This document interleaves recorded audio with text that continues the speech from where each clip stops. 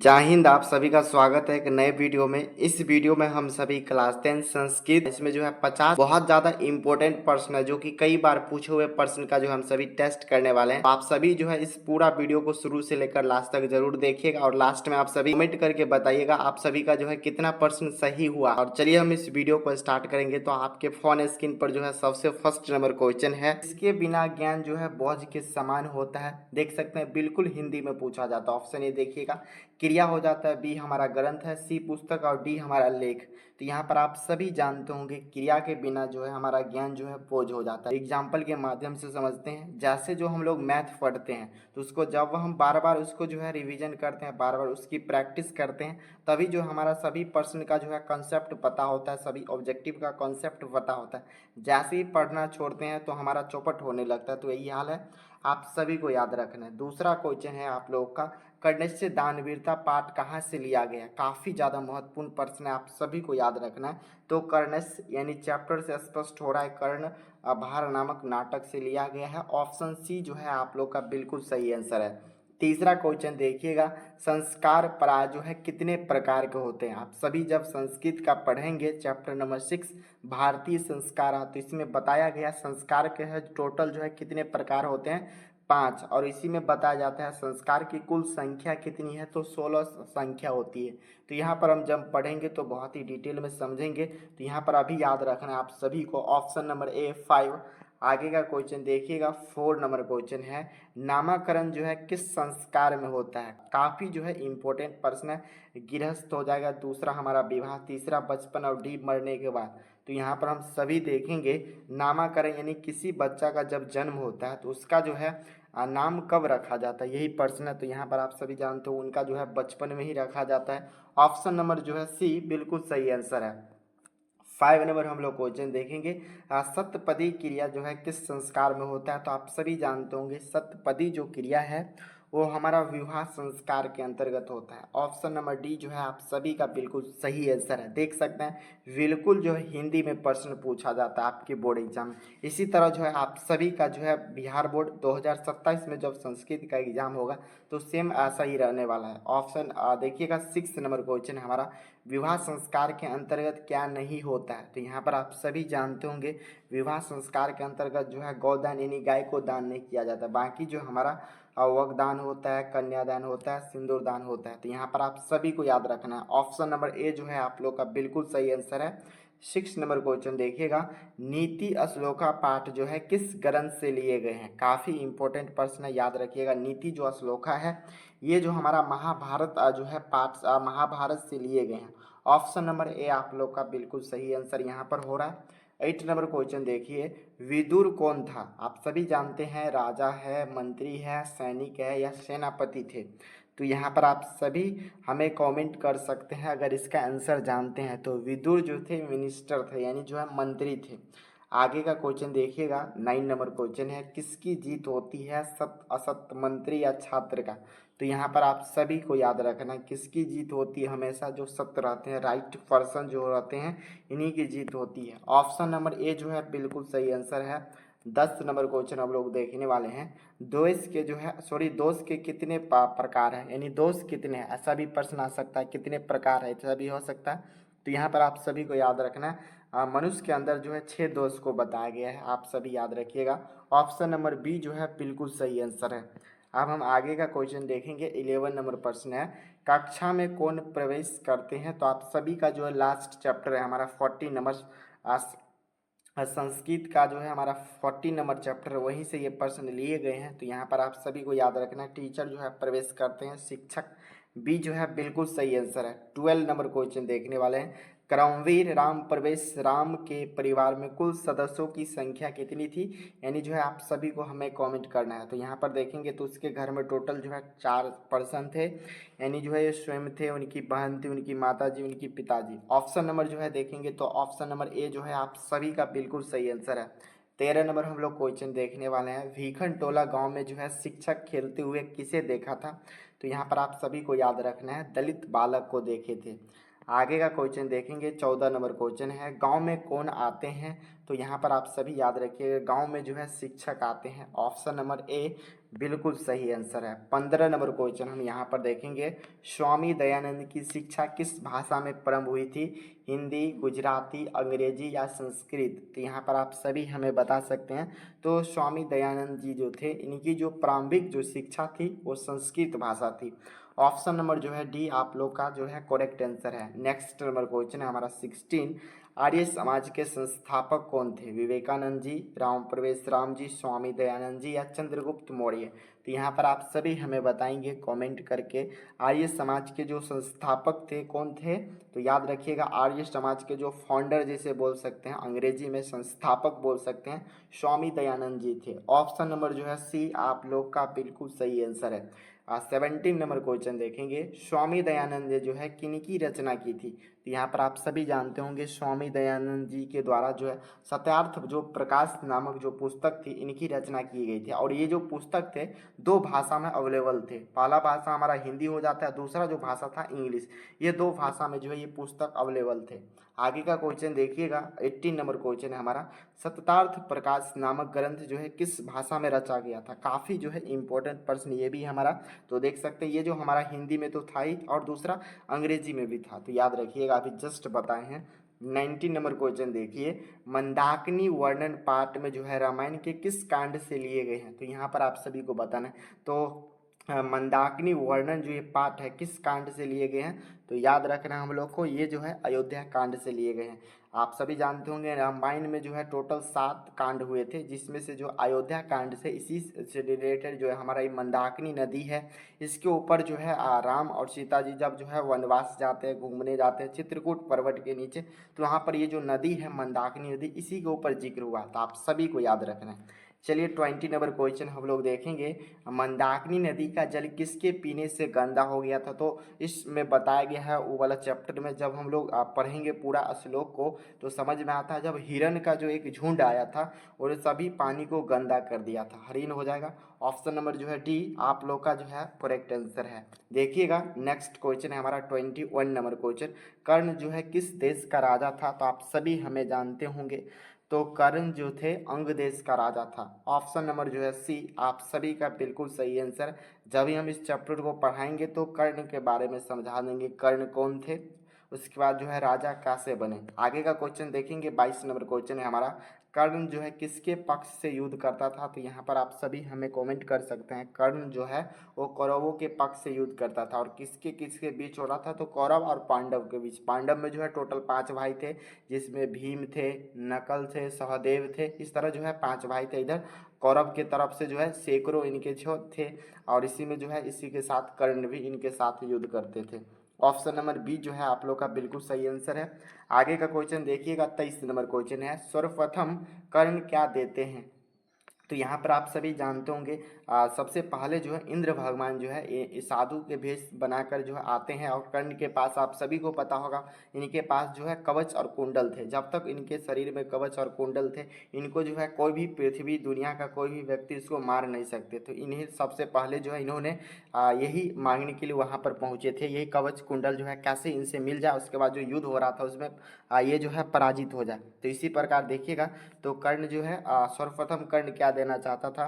तो याद रखिएगा आप सभी जो है गौशस्त्र, यानी जो हजारों गाय पहली बार देना चाहता था। आगे का क्वेश्चन देखिए, 24 नंबर क्वेश्चन है, अशांति किसके विनाश का कारण है?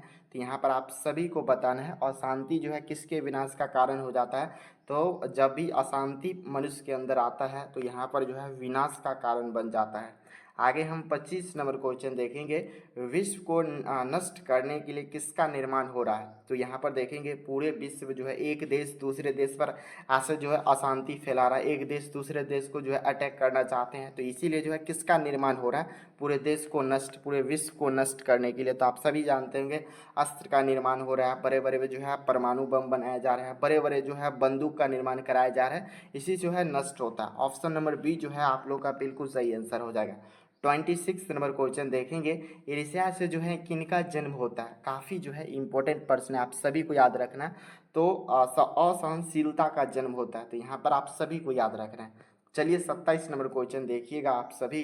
शास्त्र जो है मानवों को जो है किसका बोध कराता है? तो देखेंगे शास्त्र जो होता है तो शास्त्र जो हमारा कर जो मनुष्य का जो भी उनकी जो कर्तव्य है इनका बोध कराता है। तो यहाँ पर देखेंगे हम लोग ऑप्शन नंबर सी बिल्कुल सही आंसर है। आगे का क्वेश्चन हमारा 28 नंबर क्वेश्चन हो जाएगा। शास्त्र किसके द्वारा रचित है? तो काफ़ी जो है इम्पोर्टेंट प्रश्न है, तो आप सभी बता सकते हैं कमेंट बॉक्स में। क्या दानव द्वारा लिखे गए हैं, क्या शिक्षक द्वारा लिखे गए, क्या ये छात्र के द्वारा लिखे गए हैं या ऋषियों के द्वारा लिखे गए हैं? तो देखेंगे जो भी शास्त्र है जैसे रामायण हो गया, महाभारत हो गया, वेद हो गया, ये सभी हमारा शास्त्र के अंतर्गत आता है। तो इनको किसने लिखा था? तो ये जो भी पहले के समय बहुत बड़े बड़े बड़े जो महंत थे, साधु थे, ऋषियों थे, इन सभी जो है मिलकर जो है इनको रचना किए हैं। तो ऑप्शन नंबर डी जो है आप लोग का बिल्कुल सही आंसर हो जाएगा। आगे का क्वेश्चन देख सकते हैं 29 नंबर क्वेश्चन, और काफ़ी महत्वपूर्ण प्रश्न है, आप सभी को याद रखना है। कृषि विज्ञान के प्रवर्तक कौन थे? यानी एग्रीकल्चर साइंस जो थे इनके जो संस्थापक बोल सकते हैं, फाउंडर बोल सकते हैं, यानी प्रवर्तक कौन थे? तो यहाँ पर आप सभी को बताना है कौन थे। तो याद रखिएगा पराशर जी थे। ऑप्शन नंबर जो है सी आप सभी का बिल्कुल सही आंसर है। 30 नंबर क्वेश्चन हम लोग देखेंगे वेदों के जो है कितने अंग हैं? ये प्रश्न जो है काफ़ी ज़्यादा महत्वपूर्ण है, आप सभी को इस प्रश्न को पहले समझना है। यहाँ पर ये नहीं पूछा जा रहा है वेदों की कितनी संख्या, अगर पूछा जाता तो सभी विद्यार्थी सीधे बिना ऑप्शन दे देता है। इसमें देगा एक ऑप्शन ए में दे देगा 5, बी में देगा 4, सी और में दे देगा 6 और डी में देगा 8। देखेगा सीधे विद्यार्थी जो ऑप्शन बी करेक्ट कर देता है, यानी 4 देखता है सीधे टिक कर देता है। यहाँ पर ये नहीं पूछा जा रहा वेदों के कितने अंग हैं, तो इन्हीं वेदांग के बारे में पूछा जा रहा है। तो इनके जो है टोटल 6 अंग है। शिक्षा, कल्प, व्याकरण, निरुक्त, ये जो हमारा छंद है ये इसके 6 भेद होते हैं। तो यहाँ पर आप सभी को बिल्कुल याद रखना है। चलिए हम देखते हैं 31 नंबर क्वेश्चन है, काफ़ी ज़्यादा महत्वपूर्ण प्रश्न है। कालिदास की जो है कौन सी रचना है?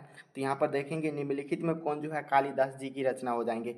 रामायण है, रघुवंश महाकाव्य हो जाएंगे, गोविंद गीत गोविंद है या हमारा हर्षचरित है?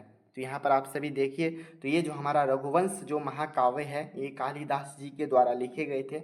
ऑप्शन नंबर बी जो है आप सभी का बिल्कुल सही आंसर है। 32 नंबर क्वेश्चन देखेंगे आप सभी। कौन सी नदी जो है प्राकृतिक संपदाओं से घिरी हुई है? तो यहाँ पर हम लोग देखेंगे आपके संस्कृत में जो है क्लास 10 संस्कृत में जो है कौन सी नदी का जिक्र है? तो आप सभी जानते होंगे सिर्फ और एक ही नदी का जिक्र है, उस नदी का क्या नाम है? तो मंदाकिनी नदी नाम है। ऑप्शन नंबर जो है ए आप सभी का बिल्कुल सही आंसर है। पूछा जाता है मंदाकिनी नदी कहाँ स्थित है? तो चित्रकूट पर्वत के निकट स्थित है। ऑप्शन नंबर जो है ए आप लोग का बिल्कुल सही आंसर है। नेक्स्ट क्वेश्चन हम लोग देखेंगे 33 नंबर क्वेश्चन है हमारा, व्यग्रपाती कथा पाठ कहाँ से लिए गए हैं? काफ़ी इंपॉर्टेंट प्रश्न है, आप सभी को याद रखना है। तो ये देखेंगे हमारा हितोपदेश नामक ग्रंथ से लिखे गए हैं।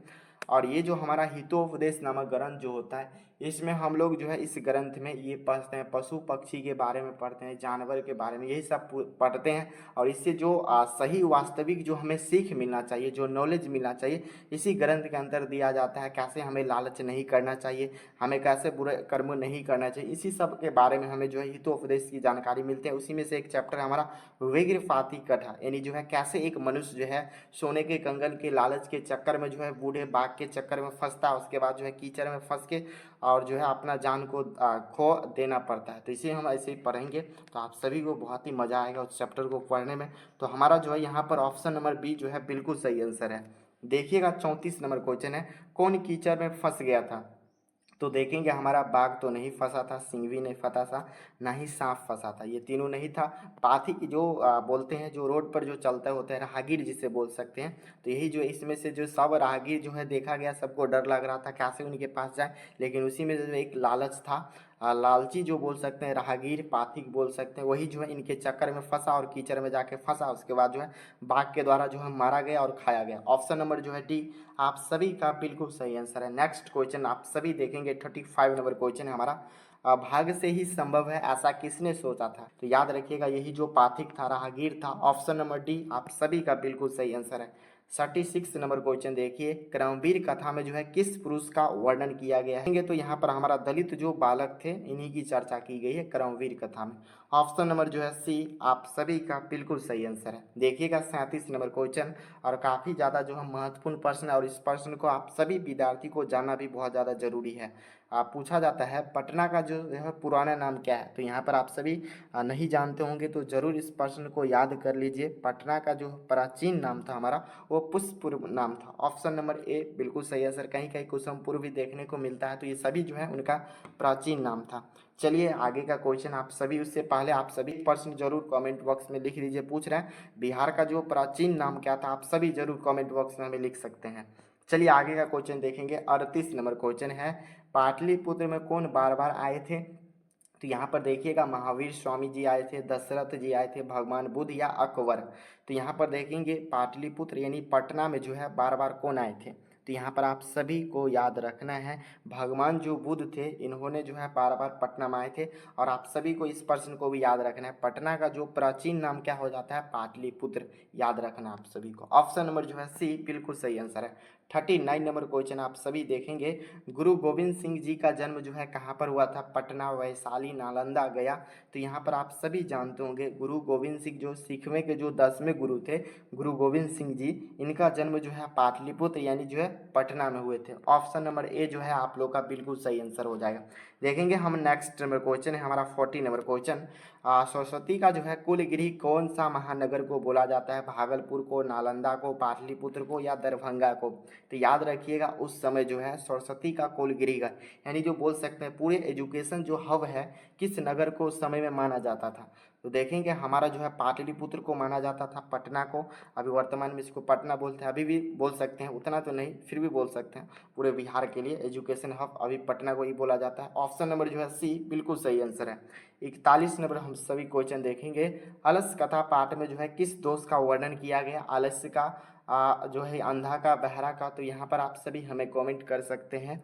आलस कथा यानी चैप्टर से स्पष्ट हो रहा है इसमें जो भी आलसी व्यक्ति की चर्चा किया गया, कहानी कहा गया है, किस्सा कहा गया है। तो याद रखना है आलस्य दोष का जो है इस चैप्टर में वर्णन किया गया है। ऑप्शन नंबर जो है ए बिल्कुल सही आंसर है। पूछ लिया जाता है वास्तव में जो है आलसियों की संख्या कितनी थी इस चैप्टर के अनुसार, आलस कथा के अनुसार। तो याद रखिएगा 4। पूछा जाता है इसके राइटर कौन है, लेखक कौन है। तो विद्यापति जो मिथिला के जो है महान कवि थे। तो याद रखना है आप सभी को। इनकी जो ग्रंथ कौन से थे, तो पुरुष परीक्षा नामक ग्रंथ थे। तो याद रखना है विद्यापति के बारे में इतना। आगे का क्वेश्चन हम सभी देखेंगे। 42 नंबर क्वेश्चन है, आलसियों का रक्षक कौन था। तो याद रखना है आप सभी को, आलसियों का जो रक्षक हो जाता है, जो भी दयावान लोग होते हैं जिसे काइंडली बोल सकते हैं, यही जो है आरक्षक जो है आलसियों के होते हैं। बी जो है बिल्कुल सही आंसर है। आगे का क्वेश्चन देखिएगा। 43 नंबर क्वेश्चन है, आग को गिरता हुआ देख किसे आलसियों को बाहर निकाला।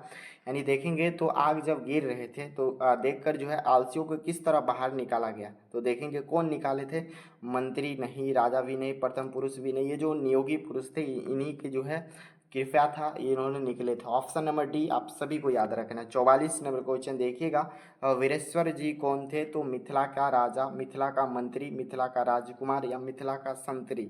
तो यहाँ पर हम सभी देखेंगे तो वीरेश्वर जो जी थे ये जो है मिथिला के जो मंत्री थे। ठीक है, ऑप्शन नंबर जो है बी बिल्कुल सही आंसर है। देखेंगे हम सभी जो है 45 नंबर प्रश्न हमारा, संस्कृत साहित्य लेखिका जो है किस प्रकार का पाठ है, कथा है, नाटक है, वार्तालाप है या निबंध हो जाएगा। तो यहाँ पर आप सभी याद रखिएगा संस्कृत साहित्य लेखिका जो है हमारा ये चैप्टर एक प्रकार का ऐसे है, निबंध है।